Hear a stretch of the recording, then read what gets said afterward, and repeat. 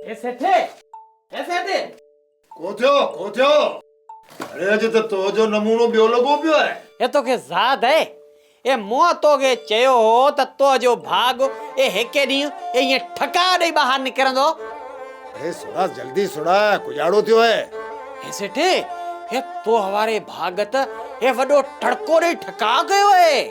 अरे सुरा ने पुरानी आदत के की न चडींदे सुना ए सेठे ए आऊं तो ओयो आया ए आऊं में केड़ो फेरो आयो है। अरे छोरा गाल के चबे मुख कढियो छड़े मजो ही गाल छड़ियो वने ए तो घोरियो ए कीने पे सुनाई ए ठोकिया तो मोचड़ो सुना ए सेठे ये जे गाल सुन दे ना ये सफा ठरी विने ठरी अरे तो मौत प्यास सुना ना ए सेठे ये मासी हीरा नूरी के चयो आहे ए त अरे छोरा आज तू मोजे था मोचड़ा जरूर खाईंदे ए त हीर चयो आहे त मोह जी सेठ सा व्याह जी तारीख मुकर्रर करो।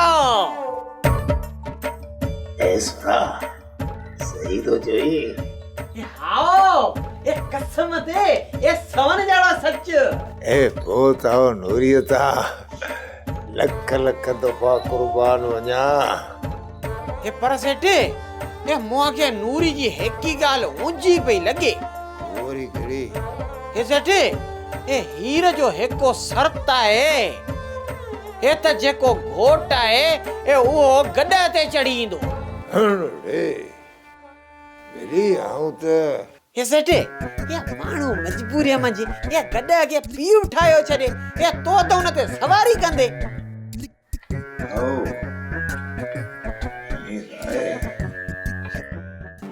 हिक ॿिनि ॾींहंनि जे अंदरि झेड़े थियण जा इम्कान आहिनि अवी सभु तयार रहजो।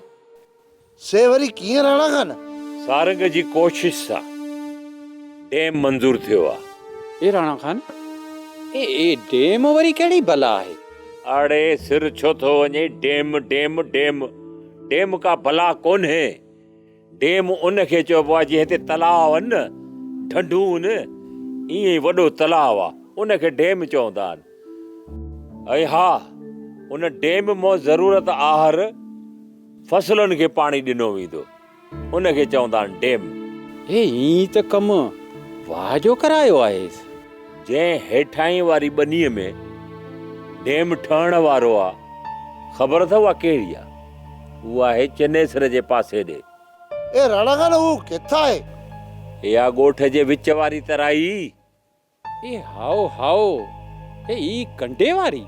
सो मूं ॻाल्हि तव्हांखे इहा पे कई त जेको बि चङो कमु थींदो हिन तर में उन चनेसर खे उहा ॻाल्हि कतई क़बूल न थींदी।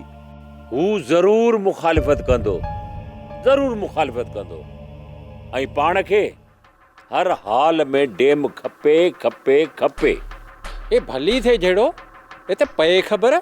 ए राणा खान ए तो हुकुम त कर ए असां पे चूड़ियों की नहीं पातियूं।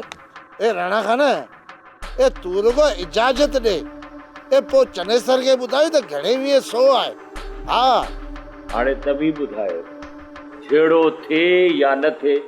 भले थे जेड़ो पाणे खबर पवंदी।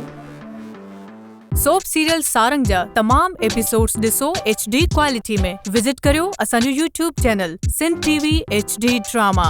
सब्सक्राइब कयो असांजो official YouTube channel Sindh TV HD drama ऐं वधीक अपडेट लाइ बेल आइकन खे क्लिक करियो।